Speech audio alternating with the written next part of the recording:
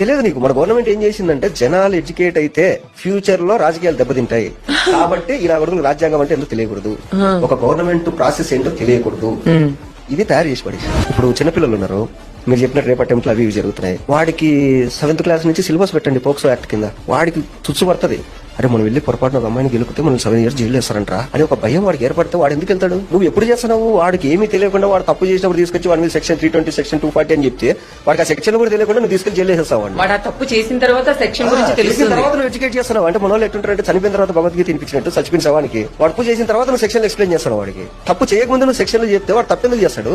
Education system లో physics లో అలా అయింది ఇలా అయింది, సైన్స్ లో దీని షేప్ ఎలా ఉంటుంది దానికి అది కాదు తెలియాల్సింది. మన కాన్స్టిట్యూషన్ ఏంది, రేపు మనం ఏదైనా తప్పు చేస్తే మనం ఎలా రియాక్ట్ అవ్వాలి, లేదా మన మీద ఏమైనా జరిగితే మనం ఎలా కంప్లైంట్ ఇచ్చుకోవాలి, మన ఫ్యూచర్ లో మనం అసలు ఏం తింటే బాగుపడతాం, మన హెల్త్ బాగుండాలంటే మనం ఇది కదా ఎడ్యుకేషన్ అంటే. నువ్వు ఏదేదో సోది పనికిరాందంతా చెప్పి ఆ సబ్జెక్ట్